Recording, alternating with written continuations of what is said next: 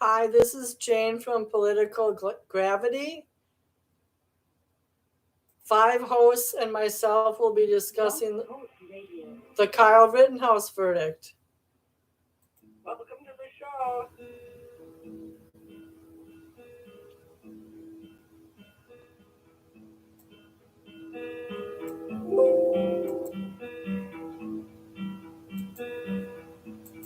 It has been charged with murder, but he claims he acted in self-defense. It's the most controversial and polarizing case in America today. So, instead of getting caught up in the partisan hackery surrounding this case, I want to present you with the facts and let you, the jury, come to your own conclusion. Hi, I'm Matt Ursula, and these are the facts on the Kyle Rittenhouse case. Rittenhouse purchased an AR-15 rifle through his older friend, Dominique Black. Black is now facing charges for providing the gun to Rittenhouse, who was only 17 at the time. The gun was kept by Black's stepfather at Black's stepfather's house in a safe. Rittenhouse practiced target shooting with the adult supervision of Black's stepfather, which is legal. The plan was to transfer ownership to Rittenhouse when he turned 18. On August 24th, after finishing his lifeguard shift at a pool in Kenosha, Wisconsin, Rittenhouse and Black spent the evening at Black's stepfather's house. There they watched live streams of groups protesting the police shooting of Jacob Blake. At night, the groups had turned violent, vandalizing and burning local businesses. In response to the unrest, Black's stepfather says he took the guns out of his gun safe for personal protection. The next day, at 10 a.m., Rittenhouse, his sister, and Black set out to help clean up local businesses. Rittenhouse can be seen here removing graffiti from a local high school. That same morning, Joseph Rosenbaum, who would later become the first man shot by Rittenhouse, was released from a mental hospital. He has recently overdosed on pills in an apparent suicide attempt after he physically assaulted his fiancée. After being released, Rosenbaum visited his fiancée, but she would not let him spend the night. She said she feared he'd be arrested for violating a court order to stay away from her. She also says that she warned Rosenbaum to not go downtown and does not know why he did. As far as that night, I have absolutely no idea why he was downtown. None whatsoever. Later that night, Rosenbaum is seen pushing a flaming dumpster towards a gas station.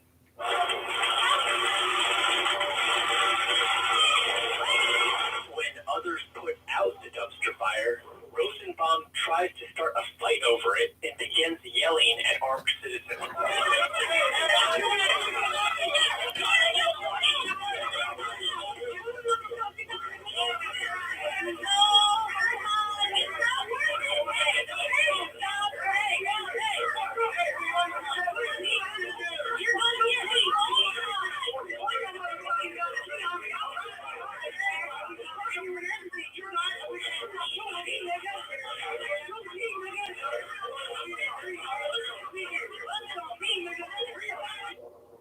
That night, Rittenhouse and Black were armed with rifles protecting CarSource, a business that had been vandalized the night before. For this, Rittenhouse is currently charged with possessing a dangerous weapon under the age of 18. That night, Rittenhouse also carried a med pack, offering care to injured protesters.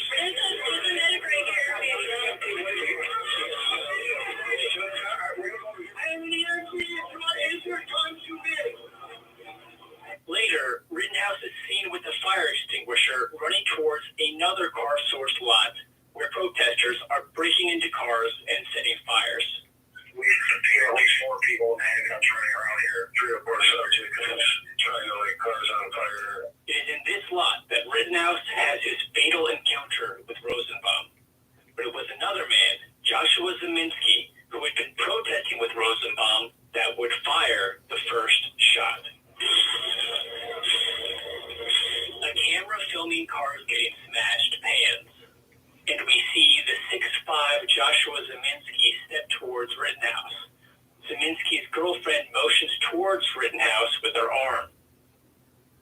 Rosenbaum, now with his shirt off and wrapped around his face as a mask, lunges towards Rittenhouse. Rittenhouse runs away. Rosenbaum chases Rittenhouse. Rosenbaum throws a bag with his items from the mental hospital at Rittenhouse. Rittenhouse turns around, then turns back around and keeps running away. As Rosenbaum continues to chase Rittenhouse, Zeminski lifts his gun into the air and fires. The muzzle flash from Zeminski's gunshot can be seen from this angle. Rosenbaum keeps pursuing Rittenhouse. Rittenhouse runs into a bunch of parked cars, turns around, and fires 4 shots at Rosenbaum.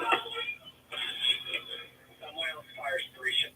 I'm going to pause the show a minute, Suzette, cut to a song, and then I'm texting the other co-host. I'll be right with you, Suzette. Thank you.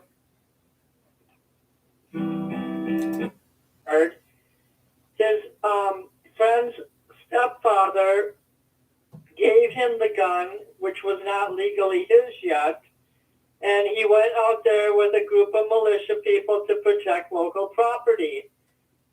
Now, you have to realize this child is 17 years old.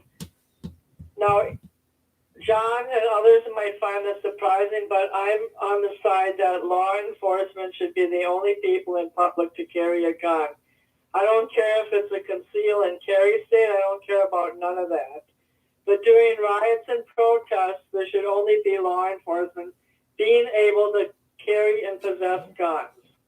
Because if you have 7 to 9 people out there with guns, and the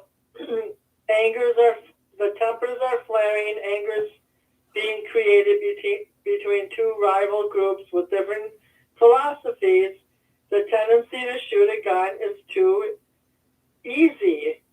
And this one person who was released from the mental hospital who was acting crazy, he was pushing a dumpster down the street on fire, and other people put it out.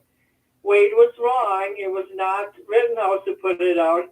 Rittenhouse put out some fires in used cars that had been on fire. He did not put out the fire in the dumpster.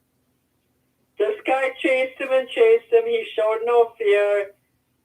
A white man calling Rittenhouse a nigga, come and shoot me, nigga. You know, he was saying stuff like that. He wasn't using good judgment. He was approaching Rittenhouse, and Rittenhouse ran, and he turned around finally and heard gunshots from somebody else and shot him. Then later on, other people were chasing Rittenhouse down the street. He had told somebody on a home video that it wasn't me who shot him, but other people knew it was. He was running and running, and the second person who got killed, Huber, wanted to remove the gun from Rittenhouse so he couldn't shoot other people. Now, at this point, Huber was taking his own life into his hands by doing that. Rittenhouse may have just run away if nobody was chasing him. He might have run and hid. He was scared. But all of this could have really been prevented. It was a travesty. It was already an inflamed. Now, the first 1 or 2 nights, there was no violence. The third night, some of the protesters were throwing rocks over the police fence, and the police were prepared. But all of this really could have been avoided. And not to mention the fact that they were pulling the first murder victim's body down the street, and then someone tried CPR, but they had already dragged the body like 40 feet. So with that, I'm going to pull in the host. Hi, Suzette. It seems like you're knowledgeable on this topic. Okay, well, thank you for joining tonight on this Friday night when people would rather be doing something else. And let me grab Don. Actually, this news story saved my show tonight because I was going to do something really different. with Belarus and Poland, but we'll get to that later maybe. Hi, John. How are you doing tonight? Well, greetings, Conspiracy Jane. Yeah, I did put a funny post on my Facebook wall. I had a guy,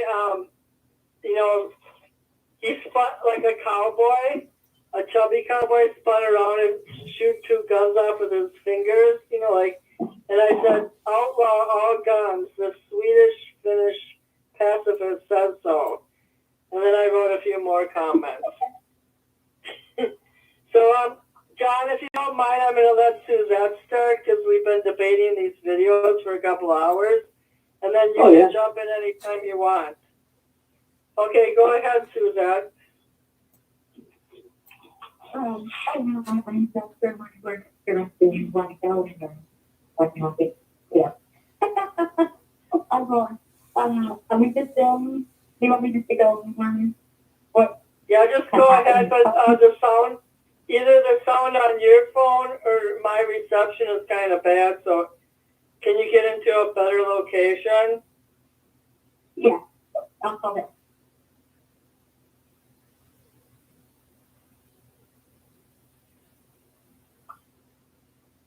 Okay, John, her call dropped, so John, she'll call back in a minute. Why don't you weigh in? Well, I don't know if you saw the debate on my text messaging. So why don't you say something? Well, I think it comes down to half the people that are commenting on this situation haven't looked at video. They haven't studied the case. All they're hearing is what they see on the news. And the news, half of it is people like they get black pastors or black community leaders, and they're voicing, well, this is a vigilante, and America. This is another example of white people, white privilege, and kind of that's the theme. And they haven't looked at the whole situation at all. He's a Latino man. He's half Latino. He killed two Kyle white Rittenhouse people. is half Latino?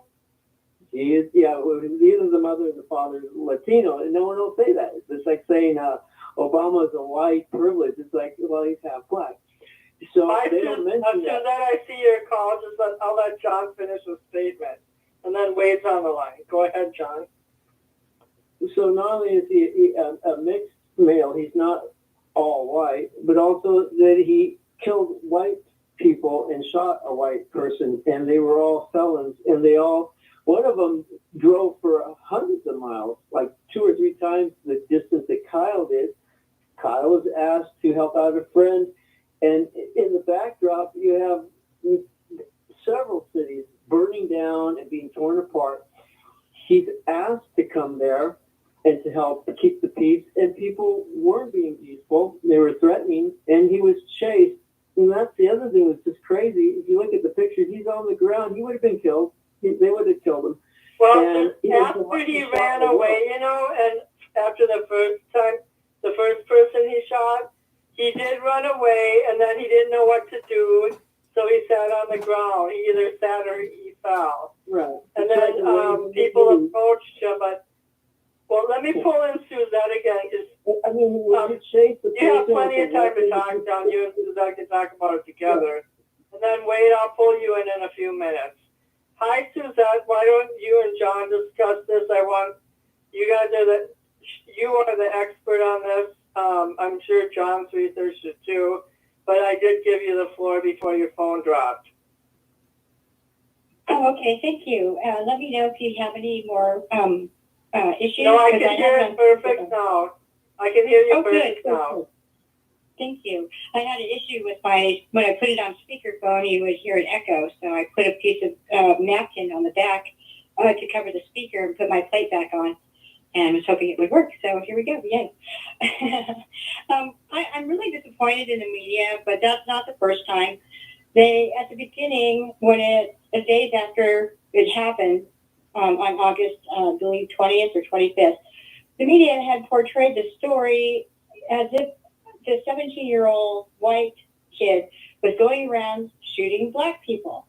They implied it. they even had said it as far as making it a racial thing, that he could just go around. Yeah, it wasn't even shooting black people. people. Exactly. They're constantly working to divide the nation. And when you have a tragedy such as this, it doesn't matter if they were bad people or not, it's still a tragedy, that they would actually try and promote a narrative, a racial narrative, to divide the nation. And people are just learning after a year that they were all white. Not that it should matter, but it does change some people's minds about the situation and the event that occurred, and making them take notice about the media and their lies. And so, to some degree, that was a good thing that came out of it. When anybody, I think some people, like myself, didn't Google the victims until the day. I didn't know they were white. True. Yeah. And so so it made a lot of people angry, and Black Lives Matter threatened to start tearing things down and burning things up if they acquitted Kyle. And people like me were wondering why it wasn't any black persons that were shot. It were all white. And so eventually they found out the same thing, and so you didn't hear any more about that. Before I bring Wade in, can you comment on how you thought the situation ignited, and could it have been preventable? And do you think a 17-year-old should walk around with a semi-automatic weapon that at that point had not been registered in his name? I'll go backwards. The point as far as him not having it registered in his name, that was actually one of the counts that was dropped, because according to Wisconsin law, he can actually possess a weapon, and not as far as own it, but just as far as using it, he can. He was kind of in between laws. But my personal opinion, I think it was fine. And I say that just because back in the Wild Wild West, kids, women would have to, learn how to use guns in order to protect their ranches from Indians or trespassers or whatever that may be coming in if the husband is away. And, we used to teach gun safety and actually have guns in schools, elementary schools, to teach children gun safety. And so there were actually less shootings because their curiosity was nipped in the bud, and kids were showing how to use them safely. And so I think we're getting away from the main point that he went there to help protect property that was being burned down, that the mayor didn't disregard it as, material items that could be built back or whatever. But to these people, the owners of those businesses, it was their lives. I just feel like he was too young to put himself at risk. Yeah, well, he was a year from being 18, and we send 18-year-olds to war, so, I mean... I'll pull Wade in now, and John, Wade, whoever wants to interact, be my guest. Hi, Wade. Hey. So, I'm still getting... Wade, you and I had a mini debate over the guy who got out of the hospital, Rosenbaum. I watched the video. He chased Rittenhouse through the used car parking lot. He had a bag, which you stated was a distraction. But there was another guy in the area whose name started with a Z. He's the one who had the gun, and it was my understanding in the first article I read that Huber did not have a gun. He was just trying to get the gun away from Rittenhouse. Oh, wait, you're right. Yeah, well, I'm sorry. I got it a little bit wrong. That's right. No, Huber was the one with the skateboard, right? Okay. So, no, I know. Yeah, he had a skateboard, and Rittenhouse thought he was using the skateboard. Sorry, I'll be quiet in a minute. He thought the other guy was kind of like, a modern hippie type. Like he had depression. He learned how to skateboard to overcome it, and he was carrying a skateboard when he chased him, but he wasn't going to use it as a weapon. So go ahead with what your thoughts are, and then I'll have John comment as he was. Sure. Well, he did hit him with it, and those heavy, you can, if anything that's heavy enough and you hit someone on the he did hit him on the head with his skateboard. And I mean, if you can knock him out enough, if you can get him down on the floor, take his gun, you could shoot him, the person, right? So, yeah, I would believe that Huber did threaten his life. So the first person shot was Rosenbaum was his name, and there's video of him like just acting crazy, yelling at people. Right, I saw that. That night, and then he did chase Kyle, and there's evidence of that, and then there's an eyewitness account that he reached for the rifle, and that's when Kyle was cornered. Now, that guy was nuts, and he shouldn't have been in that area right after he got out of the mental ward for a suicide attempt. So he was probably not even familiar with what the protests were about, but he was yelling at Rittenhouse too, saying, "Come on, shoot me, nigga." And he was very confrontational, but the fact that Rittenhouse was running with that gun, running away, it made me feel that he wasn't mature enough to handle the situation with the gun. Yeah, he. Oh, you mean? Well, yeah. Like Rittenhouse kind of panicked. Like when chaos started breaking loose and one person approached him, like maybe he targeted Rittenhouse.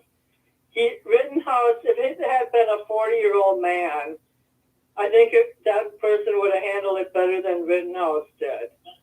And when he heard shots, he didn't know where the shots were coming from, but he shot back, and he still killed somebody. I don't care how you color the picture; it's still murder. Well, I mean, murder means it's not in self-defense. I think it was in self-defense, though. But yeah, but of course, I mean, well, probably the guy went after him because he was younger and smaller and looked more vulnerable, right? So, but also, I mean, he ran away. What else should he? I mean, that's what you're supposed to do. If someone comes after you, you shouldn't just shoot him. You have to run away, and you should, if that's an option, you should run. And then if you can't run away, then you use force. And from the video, it appeared that Rosenbaum was running faster. Rosenbaum looked a lot more threatening. He looked more muscular. He looked like he could do a lot of damage if it was just. But he was very hostile. He was very hostile, it seems, and psychotic. And he had a bipolar. He was diagnosed with bipolar. Disease or mental. So those people can go from 0 to 80, 0 to 100 in a matter of seconds. Yeah. Well, it was a volatile situation. It was dark up. There were other external factors threatening the situation, like fires. And John, would you like to say something now? Well, one thing I could say without like a background noise. Thank you very much. Well, I'm talking with my gun expert, Thomas Cobra Day. The crazy thing about it. Now, if Kyle had been 35 or 40-year-old military white guy, they would have introduced him. He wanted to be But the fact that he's a 17-year-old kid, even though they went after him hard, there was still a little bit of caution, like, these are the kids. But the problem that you have is, if I think of a situation, if you hear gunfire and you see a guy running with an assault weapon and you're unarmed, would you seriously run after him? Won't you call the police? Not me. I wouldn't do it. Once you run away, what they thought, because he was a kid, they thought we were going to mob rush him, and he's running from clean off the top. He's scared. He doesn't want to kill people. He really doesn't. He's trying to run for his life, and they figured he's a chicken. We're just going to grab him, knock him down. That's what they were doing, trying to knock him down, and they were going to kill him. They were going to take his weapon and assault him, whip him, do whatever, Tell Cobra if he wants to talk, he can call in, but not yell, please. Thank you. I hear a lot of background noise. Use the telephone, dude. And stop yelling. Okay, yeah, go ahead, John. The point is, he would have died. It was life or death, and those people chose to enter the arena. When you have a situation like that and you run in unarmed, you have to say, I want to die. And that's what they did. They wanted to die. They were felons. The autopsy on those people because they were high. Okay, John, please change rooms right now. Yeah, well, Because I'll tell you something. There were 3 or 4 people chasing Rittenhouse. Now maybe, what if Rittenhouse had thrown his gun just randomly? What do you think would have happened? They would have killed him. No. They would have surrounded him, and they would have been, once he's down, and they disarm him. 50 of those people, I've seen on TV, they swarm. 2 or 3 of the brave ones will attack the person. Once they're disabled, then 20 people start stomping and kicking and stroking, and they'll break his bones, they'll knock him out, they crack his skull, and then so then basically what happened is the only thing that would save him is if maybe there was a cop nearby, but the problem is the cop would go, I'm not going to do anything because, it's too dangerous. These people are, they didn't even need to get John, a profile. I'm muting you until you get rid of your background noise. I'm sorry, but it's not professional. And I'm going to be putting this on YouTube. And plus, Don's going to be, Don just called in. John, I will put you back on the air in 90 seconds. Take care of business. Hi, Don. How are you doing? Hey. We're talking about the Kyle Rittenhouse murder. Oh. The murder by Kyle Rittenhouse. And the verdict. Right, the accused homicidal act and the alleged homicidal act. And Don grew up 30 miles from Kenosha. Right, and my brother, who was which is a white suburb, but it's also sandwiched smack in the middle between Milwaukee and Chicago. And I'm pretty sure a lot of black people live there too. Yeah, because Kenosha and Racine are sister cities, right next to each other. So Racine is a notable black bastion, with probably about 30 or 40%. So that is I was texting you guys. It's not a surprise of his determination, and he's going to, as I mentioned, John is speaking in conjecture, and my conjecture is that he will become a leader of some conservative conscript at some point because of his actions. The police actually gave him thumbs up after it all. And I think that because of his age, his parents were giving him consent to go into a semi-pseudo training session, which is, he now has passed. He's not going to be without civil activity or actions later on by the families who will insist on monetary remunerations.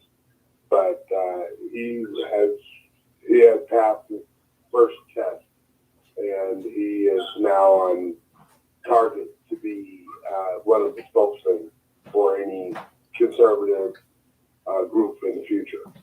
So, the things that accomplished, and unfortunately, the 2 gentlemen who passed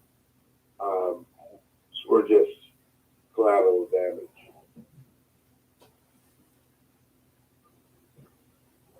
The actual facts, we don't know what was going through his brain because he was a juvenile. And And I know that when I was a juvenile, I would never even have a gun, much less carry it in the middle of a quote-unquote mob or a bunch of protesters. Not as a right-wing conservative who believes in protecting property as opposed to a left-wing protester who would be a member of Antifa. Yeah, as John was conjecturing, pointing out. Yeah, the crowd basically thought that all the gun carriers were Antifa. I saw the comments on the home videos. John, you're back on the air. All right. Well, Yeah, John, I would like to hear. I would also like to hear who your partner is who is speaking, because he may have some salient points. Well, I told him he could call the show. He has a cell phone. Well, he is an officer of the law. He actually supervises kids in juvenile hall. A lot of these kids that come in, the Antifa or pre-Antifa wannabes who steal and rob and loot whenever there's a problem.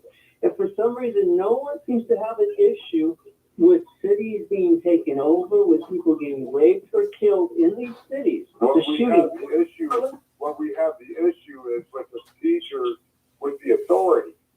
The authorities are scared. They're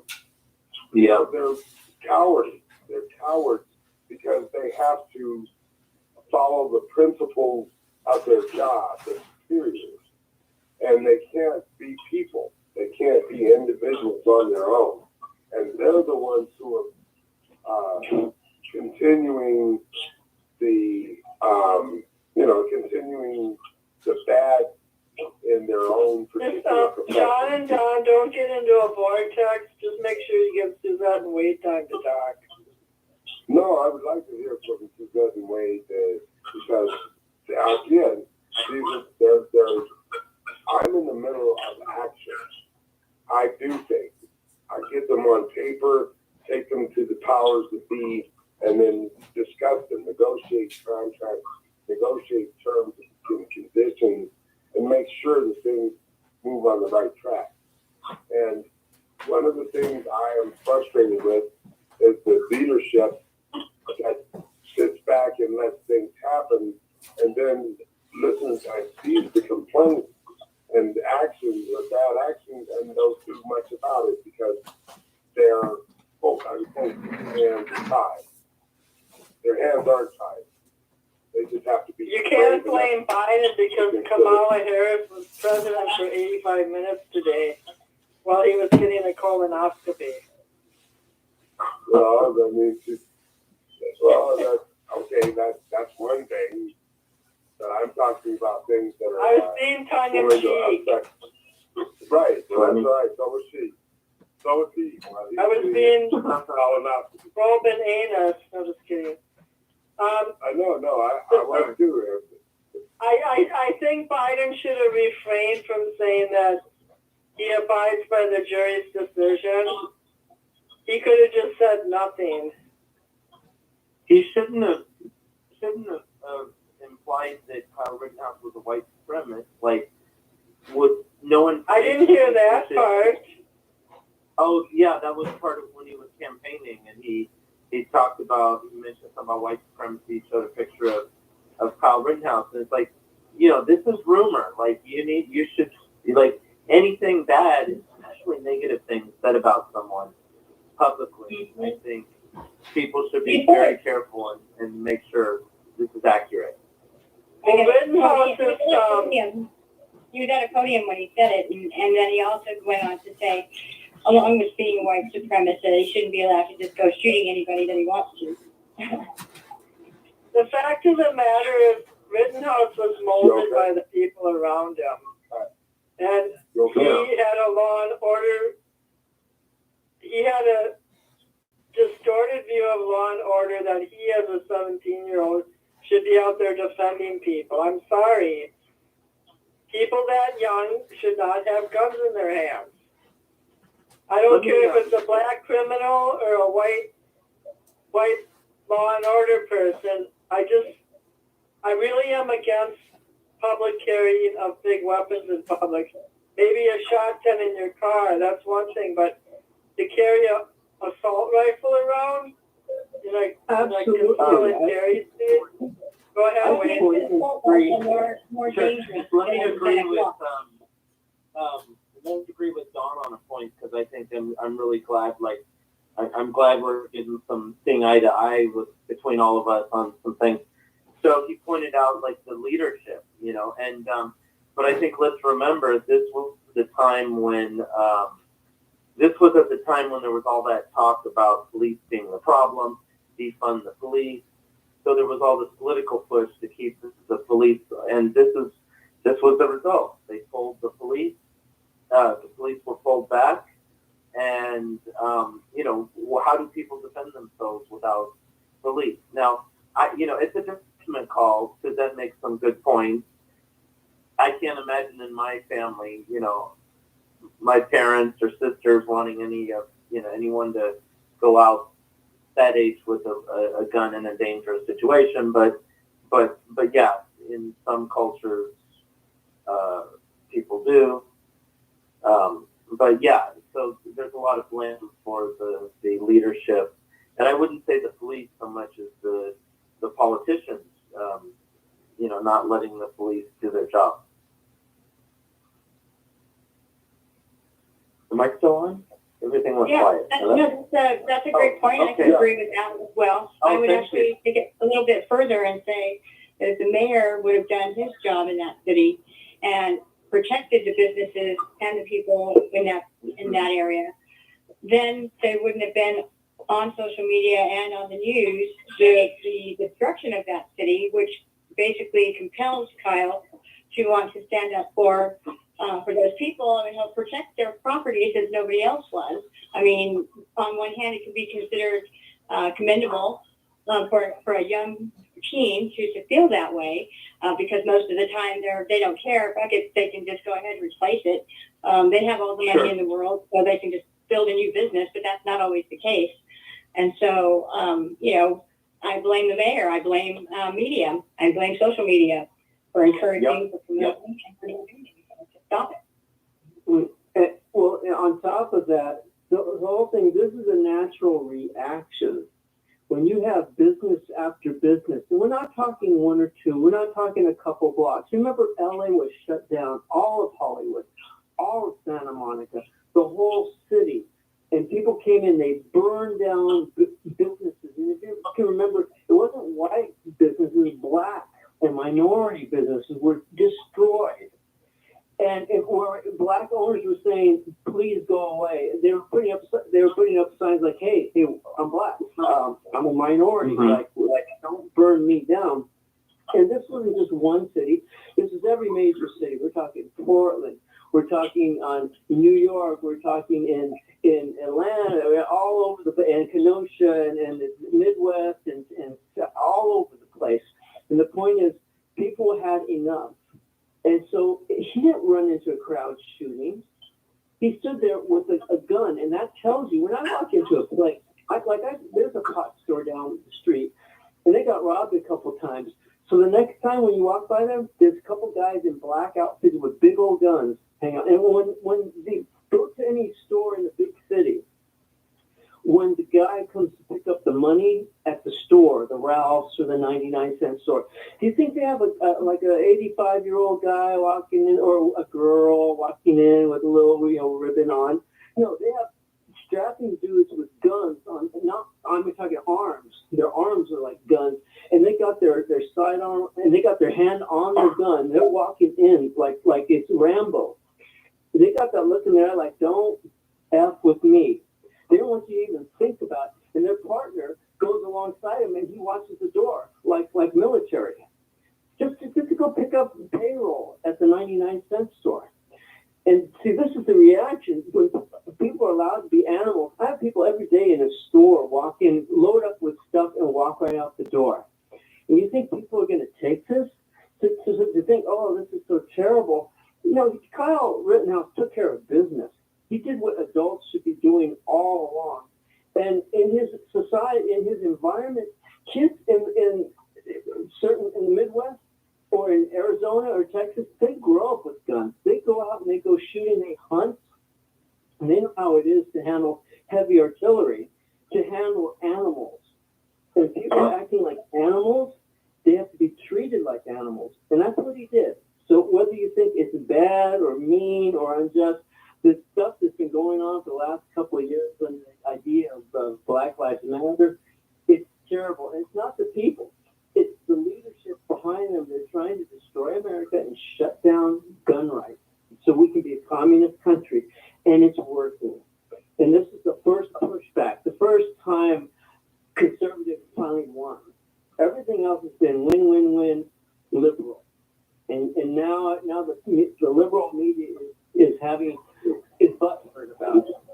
You're missing a couple points, but one particular one is that gun rights should not mean guns that are meant to maim and kill, and not that kill, but maim people from a military standpoint. You can have, I don't mind guns, for hunting and other, but not military. Depends on the ammunition that you use. The gun that he has is a legal gun. It is not used by the military. It's confused. They used it at one time, but they stopped using it. They found it ineffective. I thought it was an AR-15 that was converted from a single shot to an automatic. Yeah. That's generally an illegal gun. His gun was not altered. It was factory manufactured. Came out in the trial. But it didn't say the I don't find any weapon. It's the bare arms. It's arms. So I don't care. If you get offended by that, it doesn't say in the Constitution. No, there are weapons. It doesn't say. Tell me the Constitution, because that's anything you have. It'll come up because an altered gun like that, and that's what I believe that I heard on the report, that the gun was altered illegally. It was dismissed. The charge was dismissed because it was not altered. That's why they didn't end up indicting him on that or bringing up charges on that after all. They dismissed it because it was not altered. They found it. Okay. All right, because the gun was given to him, so it's not necessarily something that he knowingly did.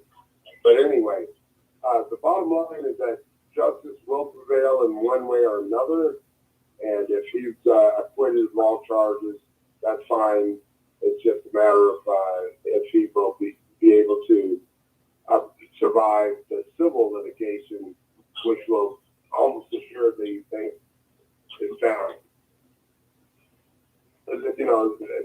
Everything, that comes around goes around. So at some point, there will be a justice done in the eyes of God. Also, I just want to mention to you guys, I have a question for Wade, and then also it's the underlying philosophy about, you have to realize that George Floyd, well, everyone knows this, but he was murdered in the end of May 2020. So this was 4 to 5 months after he was murdered.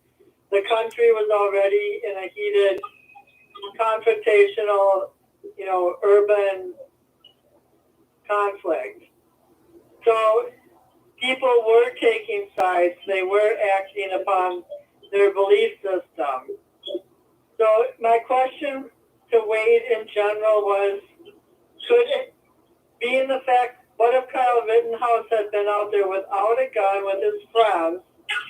Do you think there would have been a violent confrontation?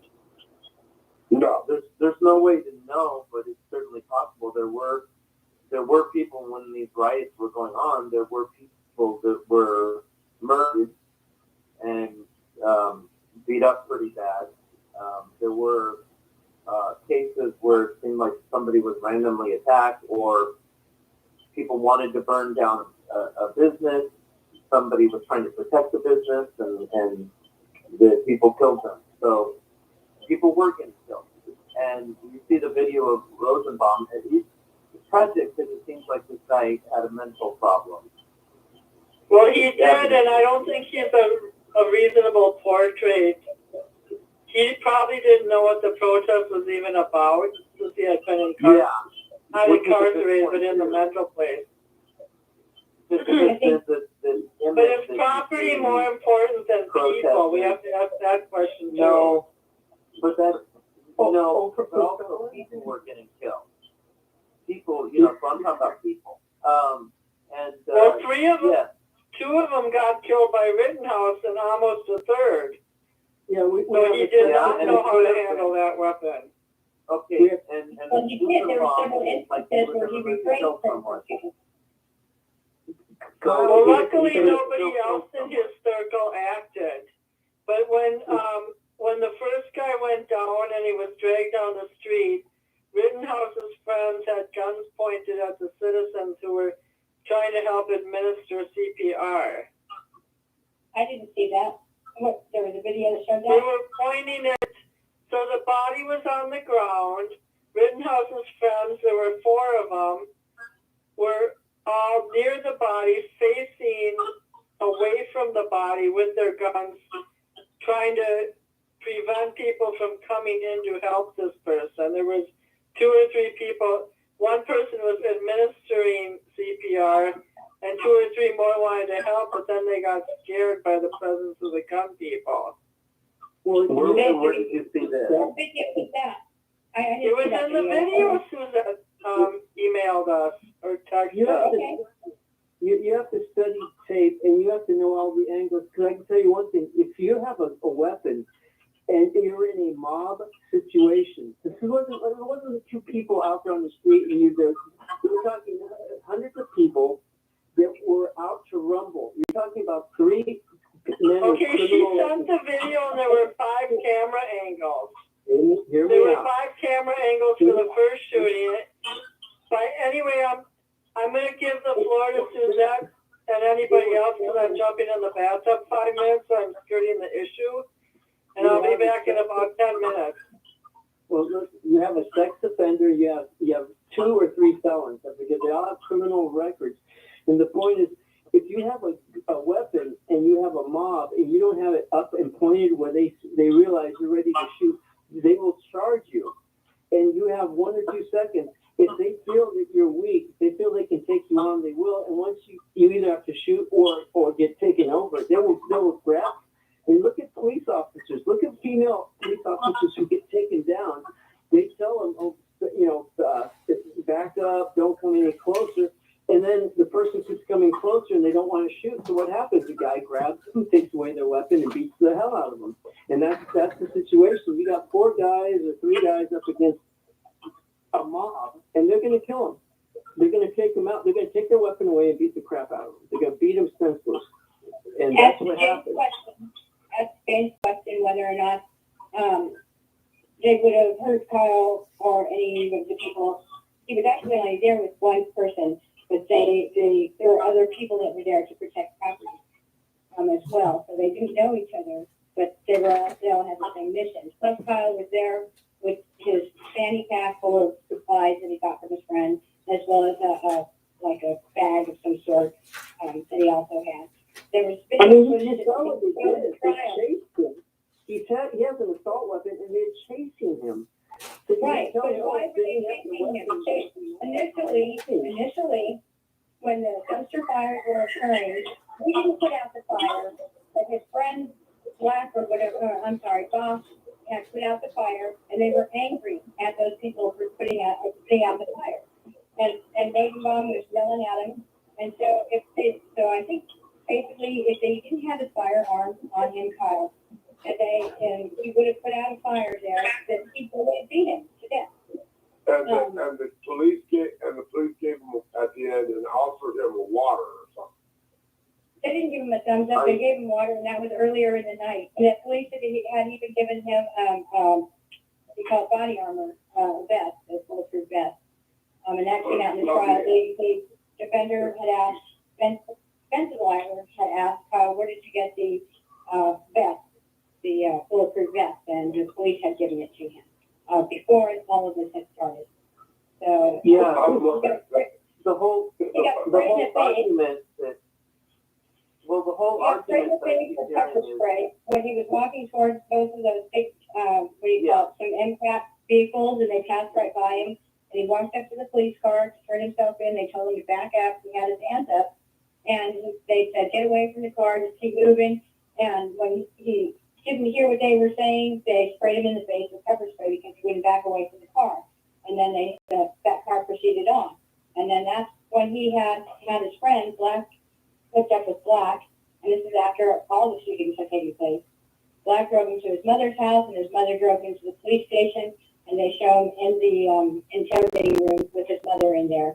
When the police went to go pick him up from Kenosha to the city Racine where he had turned himself in, they had him in the lobby, sitting there with his mom, not handcuffed or anything. They were just waiting for him to be picked up and taken back to Kenosha. But obviously they didn't see him as a threat. He was crying his brains out in the interrogating room before they even had walked into the room. It was just him and his mother. But he turned himself in. He was trying to turn himself in. It wasn't like he went there, shot everybody, and was trying to hide. He went directly and turned himself in. He tried to turn himself into the police there, but they had told him to keep moving, keep moving.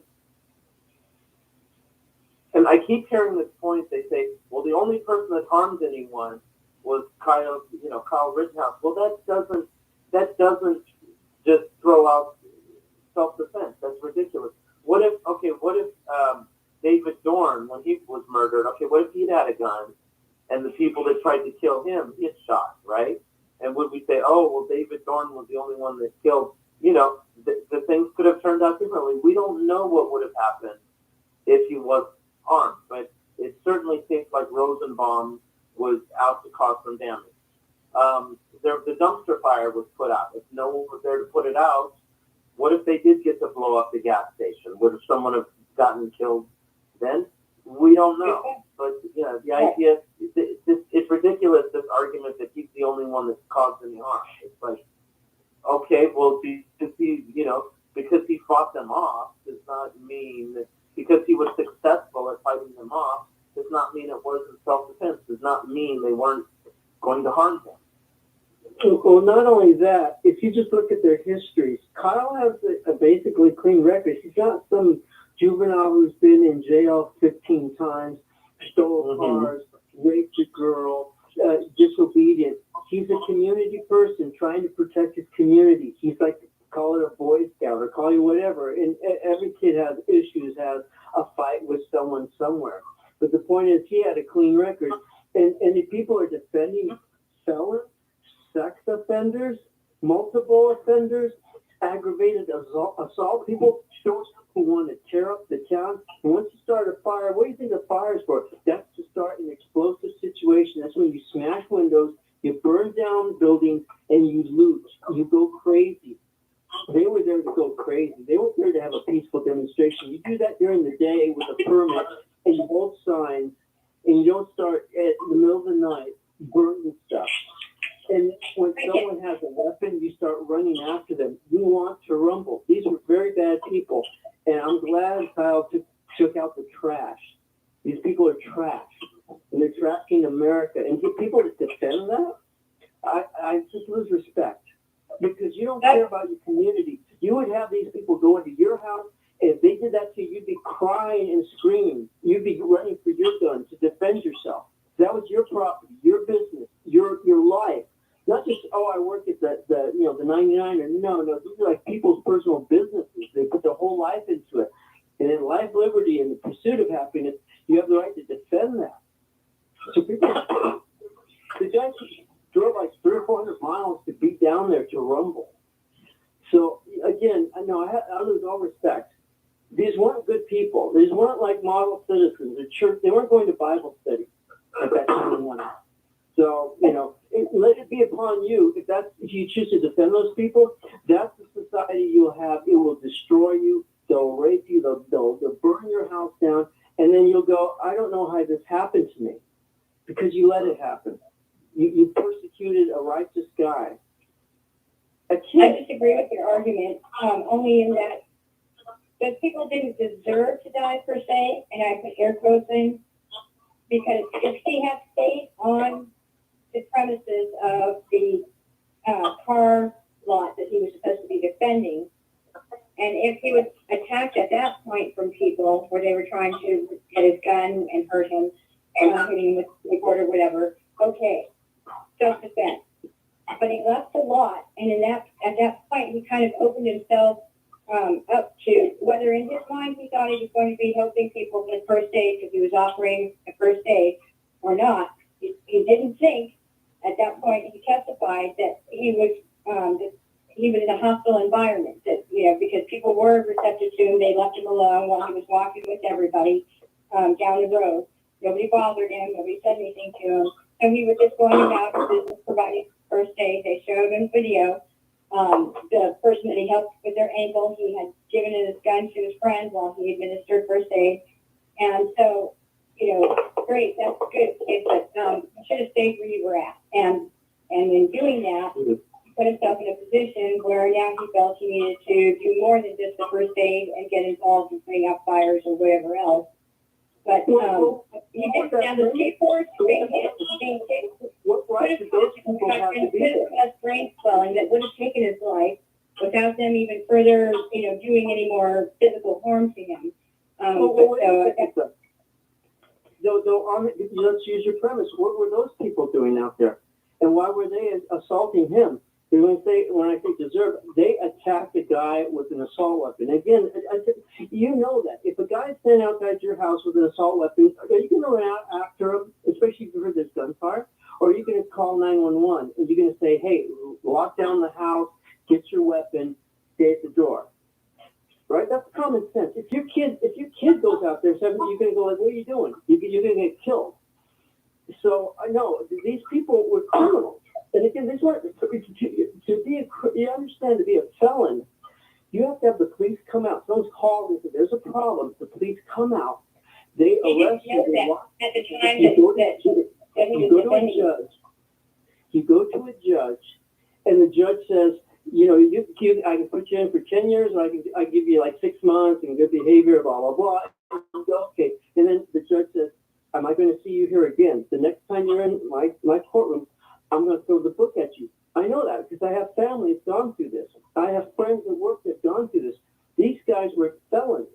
They've been through the loop. They showed up knowing that there's trouble and there's a gun and let's go chase him. And they ran down the street, and then when he fell down, they got on top of him.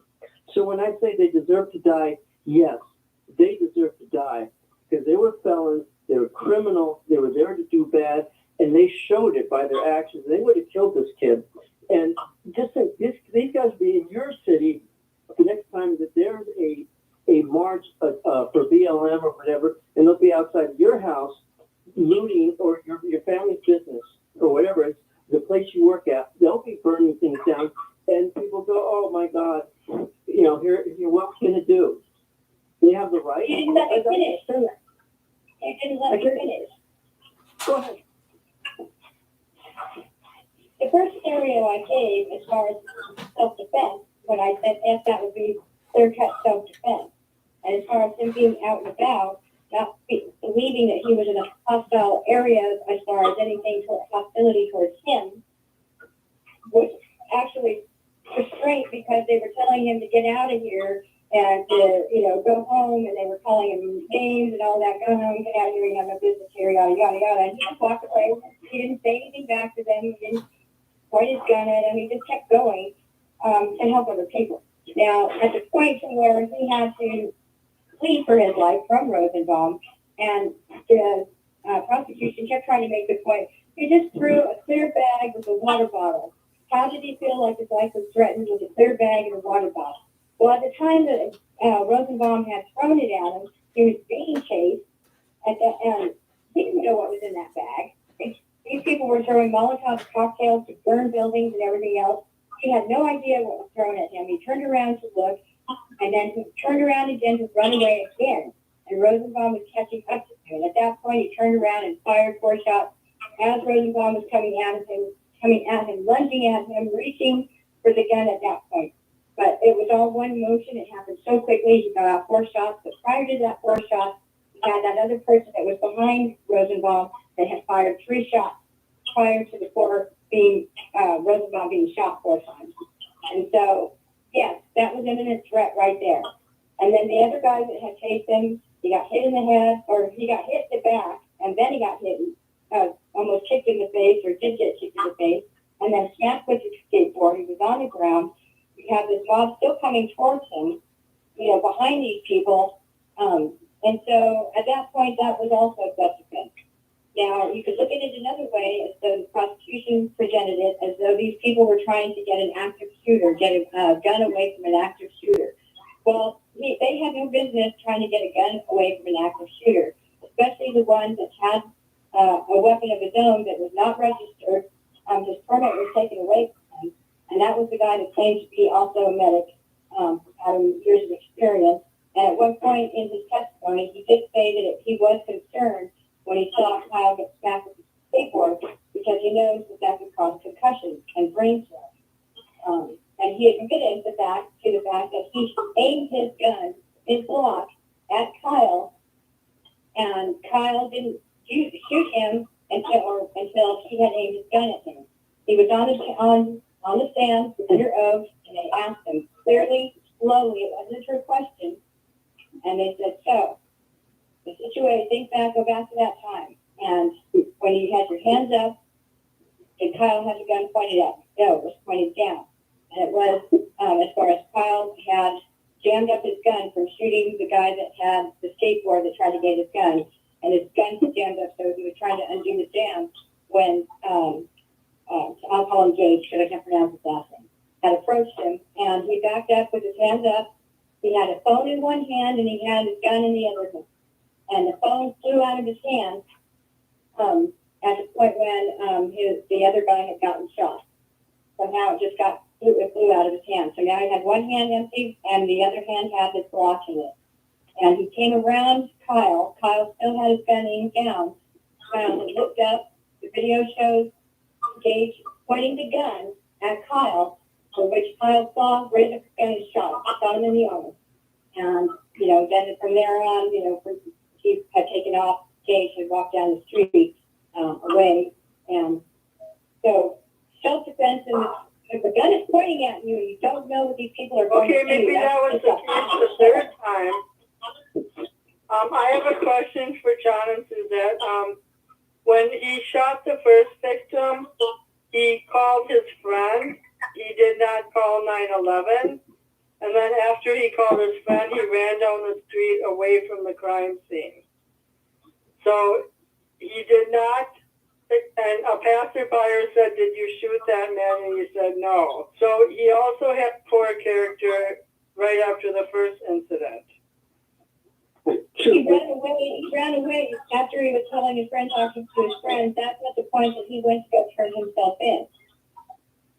I did hear that part, but that never happened.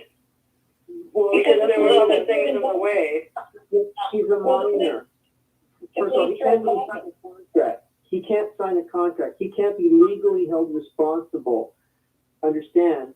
When you commit the crime, you go to juvenile hall. You don't go to prison. So first of all, he's a kid. Number two, it's a life or death situation. He doesn't know all the. Doesn't have 40 or 50 years of experience of seeing cases on TV or in law or in real life. So you go upon your experience, which is like going to school and cutting class. Maybe that's about all a kid would know. So suddenly, do you call 911? Well, wait a second. I better call someone and find out what should I do. Do I run? Do I turn myself in? Do I hide the gun? Do I turn my gun in? Do I put it down on the ground? I still think everything you say is logical, but I still think he was in a panic mode, and it demonstrated poor judgment. Absolutely, but what I'm saying is having poor judgment is not a crime. I can go to Normandy and Crenshaw, right, into a black community, and I can walk around with money hanging out of my pockets, and I might get robbed, but the point is I didn't break any law. It maybe not be wise. And that's the point is those people there out there, it wasn't wise for them to be out there being a pre-mob or pre-riot scenario. But the point is, who broke the law? So he was attacked and he defended himself. law? No. Was it great judgment? Maybe not. You have to look at the whole context of seeing the situation develop. Why didn't you say you went to Boyle Heights instead of Crenshaw? Do you think black people are more dangerous than Latinos? They're very dangerous. So, but to your point, again, is it wise? No. Is it against the law? Will a cop come up and say, "Oh, you're here in the hood. You look kind of white"? No, I have the right to be here. Just like those people have the right to be there. But why were they there? Like, if anyone. And also, why was Kyle Rittenhouse there? We've already gone over that, but he could have stayed home and watched cartoons. No, his friends asked him. He could have watched Adult Swim. Don's call dropped. I'm pulling him back in. Don, you missed the bathtub session. You're back on the air. I just want to say real quick that I agree with you in the poor judgment by calling his friend first Jane. You're right about that. I think he took off and fled from that scene, though, because there was still another person that was there that was behind Rosenbaum that did have a firearm. And so he was aware of him. Yeah, they were so he just needed to get out of that area. It also became a word of mouth because once one person in the crowd said he shot somebody, then more people were chasing him. So he was in deep trouble at that point. Right. Yeah. So he had to get out of danger. And I mean, I don't, how many of us would have the best judgment? Like, this is a crazy situation. Like, who I wouldn't know all the right things to do. Who would? I've never experienced this. Why don't we experiment and each get a large size gun, and I'll go into an ethnic neighborhood that's not of my becoming, and you guys all go into an ethnic neighborhood that's not of your origin, and let's see what happens. Well, it didn't have hardly anything to do with race, too. Don, you're on the air. Good idea. You're right, in that sense it didn't. But it was still a clash of civilization. People were mistreating each other verbally. They were misreading what their purpose was. Well, yeah. Vice versa, each way that was happening. He called his friend to get advice, know what to do. I just don't think I would have done that in that situation. I wouldn't have done that. Right. Why do you think people walk with a gun? Why do you think people walk with a gun out? To show you they're not messing around. It's a sign like, hey, if you're above the age of 10 years old, it's stupid. Get away. I don't want you. That's a very obvious sign. Everyone watches TV. We're acting like as if though everyone's 5 years old. Oh, I don't know what to do when I go to a business and there's guys there with guns watching the place. It means you're an idiot if you don't leave. Seriously, come on. Well, maybe the mental health facility that released Rosenbaum should be held partially accountable. Guns. True. Especially in a riot situation. You see two guys or three security with guns. What are they telling you? They're telling you, get the hell out. This is why I just hate stupidity. I understand logical discussion. I understand splitting hairs. I'm just trying to weigh the odds, John, based on my observation. I'm just putting it out there. Okay. He stands there in his military outfit, and he goes into a heated area, and he has his weapon, and he's standing in pose. He got it, ready to go. You mean to tell me that someone doesn't understand they're supposed to leave, and especially when they don't belong there, especially when it's not their house or their business? That's exactly why you do it, to show there's no question. There's no reason. Well, I have a good counterpoint, John. The night before there was a Black Lives Matter guy speaking peacefully, talking about how nothing's gone wrong yet. And then some of the people in his crowd started throwing rocks over the fence at police, and he was standing in front of the fence saying, stop, don't do this, you're better than this. Mm-hmm. So the bottom line is not everybody has control over what's going on. Yeah. Well, And had that guy not been mentally ill, he probably wouldn't have had the nerve to confront Rittenhouse. So he was already pushing up a dumpster across the street, so he was already kind of out of his mind. And then since Rittenhouse confronted him on that level, he probably just was in a rage at that point. good riddance, I say. Good riddance. Really. We and you Good Rittenhouse? I work with this, right? We're talking 20 people around the store, and they're in their little homeless tent encampments, and they come and they steal. And if you touch them, they go ballistic. And somebody, these are wild dogs. And you know, you feel you're all safe. When they start coming to your house and burning down your city, all I can say is, well, you wanted this. You wanted their rights protected. You didn't want the person that's going to protect you. I mean, it's like you have a dog in the front yard to protect the yard, and then someone comes and the dog bites it. You put your dog down? No. I put the dog out there to keep bad people away. And so when bad people go down, I don't like to see it. I'm not happy about it. But when it does happen, I go, justice, karma, whoever you want to call it, cause and effect. Wild dogs get put down, and that's what he did. And you can't defend these people. And by the way, Don's back on the air after calling in 4 times. So Don, why not Don their criminal record and discuss what goes into... So a homeless man should die for stealing a candy bar because he's a wild dog. Don, we Or selling cigarettes. The sex offender... I'll be sure not to shoplift at the 99er. Happened to the sex offender and what it would do to your daughter? Could you insert your daughter's name into the conversation and read off this rap sheet? Go ahead. I did read the Rosenbaum's rap sheet, yes. He had sexually assaulted a minor years earlier. What about the sexual assault? He sexually assaulted his girlfriend, I think. No, not his girlfriend. He assaulted his girlfriend. Fiancé. Okay, I gotta rewrite the show description so someone else can talk now. Okay, well, research that and see who you're defending.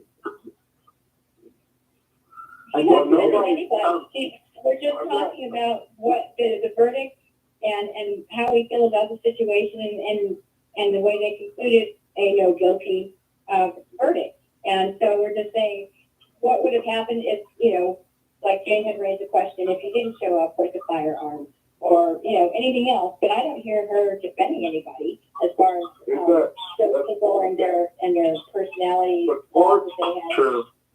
The courts defended him. So that's out of the question right now. There is no trial about jeopardy or anything like that.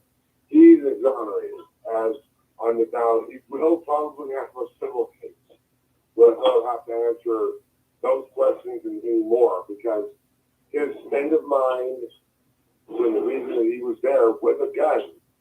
Not everybody was carrying a gun, but why was he there with a assault rifle? That's going to come up in the assault civil case. So those things that it's just a matter of going on. We don't really need to rehash an acquittal because it happened. But, there will be consequences later on. And I think that maybe we can go on to another subject because we've beaten this horse pretty much dead, just like Rosenbaum and Rosenbaum and other happened. Yeah, in a civil case, they would have to prove intent. And the fact that he was there cleaning up graffiti, and they show, as far as they talked about when he purchased the gun and what the gun was supposed to be, more of a deterrent than to use against anybody. And so I don't see how you can build an intent civil case. Nobody cleaning up graffiti really carries a gun in both hands. But I think do that. You can say you're pretty gay. I think also the things that went down should show us that's why like, because, you know, there were some crazy stuff, people trying to blow up a gas station. Like, it was a dangerous place. Now, you know, like in my family, at least, like, you know, we wouldn't, you know, my parents would have never let me be in a situation like that at 17. But, you know, but still, like, it makes sense. Like, I understand why he would feel like the need for a gun, because, and there were people that were killed in the riot. Don is speaking, though, from black privilege BLM liberal mentality, and I will justify that statement. See, because if you kids can go out in BLM and graffiti and tear and burn down stuff, and what happens? Oh, they But not a kid from Lake Forest, Capitol riot. not a kid 70 miles away. He's from Lake Forest, Illinois. He's from a rich background, or a rich community. The point is, And nobody goes up to 70 miles away to clean up graffiti and say somebody else's property. unless you let They just go 70 miles away and farther in order to burn down cities, because most of those people were there were found But out of money. that's different. You can go across. It's different. It's no different. You go across the country. You're paid to go across the country. You're paid to go across the country in order to tear things up by these underground organizations. But Right. you're not paid to go across the country to clean up graffiti. You're not paid for that. I think If I that's go into graffiti rather than tearing things down, and if that's a fact, then those organizers need to be arrested. If I go into any community where there's college students, and I go wearing a MAGA or a Trump hat or T-shirt, and I'm unarmed and I don't have any help, and these people are protesting or rallying, and I walk out there, what do you think, Don, is going to happen? You know what's going to happen. Someone's going to push me. A couple people will knock me down. And then if I defend myself, they're going to hell out of me, right? Unless I got 20 people to sit. Just as you like the person you are, which is a criminal-loving, sexual abuser.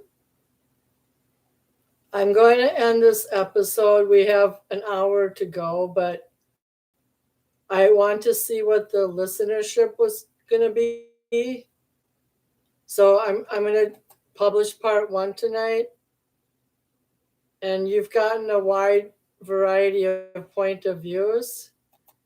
So I think I'm going to end the live episode now, because I think you understand the gist of what we were talking about, and you can listen to all our podcasts at www.blogtalkradio.com/Tabernacle Faith.